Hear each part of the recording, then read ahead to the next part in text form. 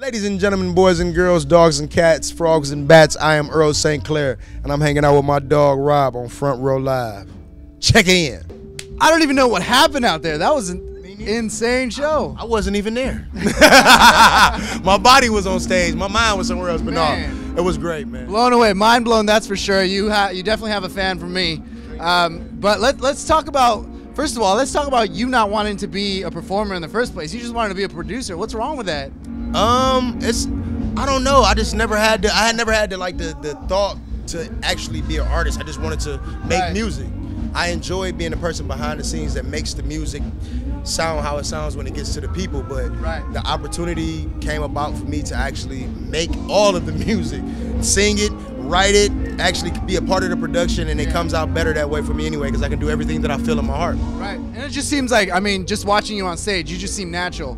Like, you seem so comfortable, and I'm sure that's what it's like when you're in the booth and when you're, when you're controlling or writing new material. Yes, sir. It's never forced. It's always just me being myself. That's all I know how to be, and that's what you should be. You should be yourself, because it's only one of you. So it actually is natural, man. It's a blessing from God. It really is. So let's talk about that debut EP that just dropped last month. Yes, sir. My Name is Earl. Those tracks are insane. My favorite for sure is Bad Love. Hey. That is definitely, and I'm so happy you closed the set with that tonight. Yes, sir. But talk to me about that production process with that. Is that something that you produced on your own, or did you actually let someone else come in and help you out on that? On Bad Love? On the entire EP. Oh, the entire EP. I don't really produce myself too much. I'm doing more of it now, but during like the first year and a half to 2 years of recording, I was just working with different producers. And I'll guide the production to my liking so I can get the song how I want it, but I worked with a lot of different producers on the EP. Now, is that something that's just easy for you to do, working with other producers, or, I mean, do you prefer doing it on your own? No, I like working with other producers, because the thing for me as a producer, I was never able to create the music that I heard in my head. And that was rhythms and bass guitars, and I don't know how to play instruments. So by me working with producers who do, I can get the ideas out, and then once we finish and I get the song down, I can take it and do post-production myself, add the elements that make the song what the song is. And mentioning those instruments, you have those instruments live on stage as well. What made you want to have that kind of sound and that kind of band behind you?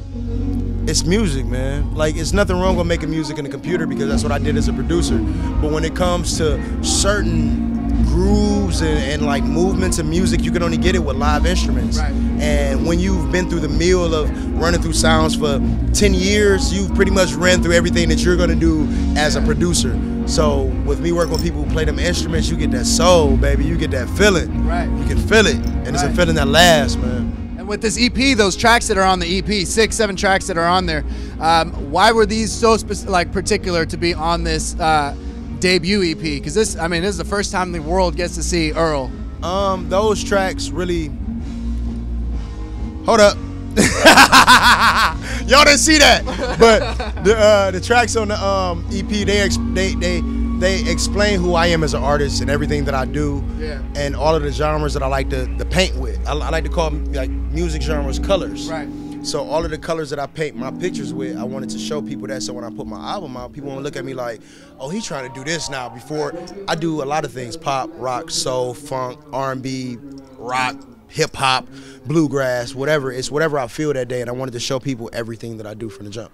And just like you mentioned that, you've collaborated with a lot of different genres as well. Avicii being one of them. That's probably the most random ones. But I feel like that's like your first collaboration, because that was a couple years ago, right? Yep. It was I think it was 2 years ago on the Stories album. He sent over 2 records for me to do. One of them was already written, which was pretty much like, I want to say alley-oop, but I didn't have to write anything. The melody was there. And then he sent one that didn't have anything. So I'm like, all right, I'm going to work on the harder one first. And that's the one that he kept. So like, the moral of the story is, shoot every shot that come your way. Take every opportunity, because you never know what it's going to turn into. And it turned into a placement on Avicii. And Avicii's one of them. Machine Gun Kelly's another. Rick Ross is another. Bibi, who I feel like you guys are just like homies. Like, but every time you guys work, or every time you work with different collaborators, does the session ever feel the same as the previous person, or does everybody have something different to show you? Everybody has something different to show me, but the process is always the same. Conversation, indulgence, music, song. You take the conversation that you have prior to getting into the music, and and you turn it into a song. Whatever you feeling that day, that's what you want to turn into the song, and people can relate to it. Because the things that you go through on an everyday basis, 90% of the population can relate to that, man. Opposed to you writing about something that only 10% of people can relate to. Right. So conversation turns into song, man. That's pretty much how every session is. Yeah. And then tell me a little bit more about Bibi, because like I said, you guys seem like you guys have been together for a long time, like homies, just like that. But is that just like a natural relationship that you guys have had from the studio, or just previous, before the studio? Our relationship came in the studio. We had a session. I had a session with our other label mate, Troy. She's also on Circuit 13, Def Jam. And Troy brought Bibi to the studio because I was a producer at the time. This was before any of us were really artists. Yeah. And Bibi was a writer, Troy was a writer. She brought Bibi along, and I was playing Troy beats, and then I played these 2 songs that I sung that I didn't know what to do with, because I didn't know who to place them on, because it sounded like me. Right. And Bibi was like, bro, like, what are you doing, bro? You're an artist, bro. Like you sound just like her. That's my dog. Well, yeah, you're an artist, bro. You know, you need to do this, bro. Like, let's do a song. And normally I like to have my mind set on what I'm gonna do. So normally I'm like, let's set up for something next week. But then I was like, opportunity's knocking, man. I think I should do this. So after me and Troy finished working, I pulled up a beat, and me and Bibi did a song, and then from there, me and her built a pretty strong relationship, man. So was Bibi like the reason for you to actually start being a musician? It wasn't just her. She was one of the people from the outside of my immediate friends that who told me to be an artist, because all my immediate friends were telling me that. But I'm like, man, can I cuss on here? Yeah. They was like, fuck that. I'm like, man, no, I don't want to do that. I'm actually happy making beats. Yeah. And then it was a unfortunate turn of events that caused me to say, fuck it, I'm gonna go be an artist, man. Right. So yeah, Bibi played a part in it. All of my friends played a part in it, and my mom, God rest her soul, played a part in it. Man, and you mentioning the unfortunate events, I feel like you're talking about Pain, which is the first track off the EP. Yes, sir. When you write something like that that's so like close to you, like how do you actually get that out? With indulgence, my brother. I carry my mom and my dad with me at all times. I don't like to carry the pity or, you know, the oh, I'm sad card. I don't like to carry that card. I carry him with me. I don't speak of it. And I like I said, the indulgence helps numb the pain for you to get through to record it. Because I did a song about my mom a few years ago, and in the middle of writing it, I was crying bad as fuck because I was thinking about my mom. So I don't want to say alcohol is the reason, but it helps. It definitely helps, because it's tough when you write about things that actually like are really painful and like you still deal with. It's tough. And I like that. I like that it opens the debut EP, but you also open your set with that.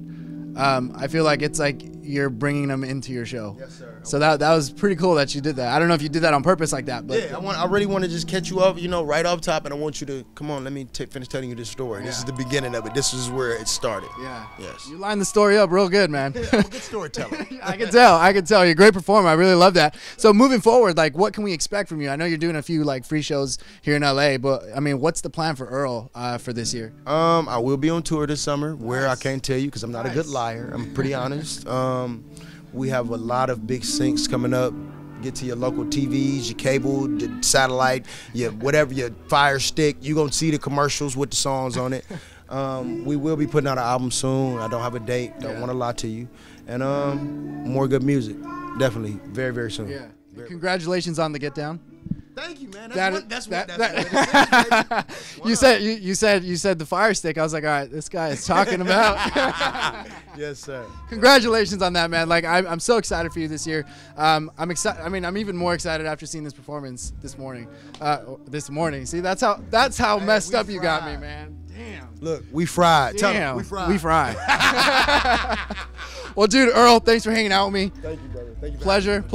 You guys be sure to check out Earl. He is on Def Jam Records now. He is the next best in right now. You guys got to check him out. His debut EP is out now, and it's titled My Name Is Earl. There you go. You heard that name again? It's My Name Is Earl. Def Jam Records, Front Row Live. Thanks for watching, guys.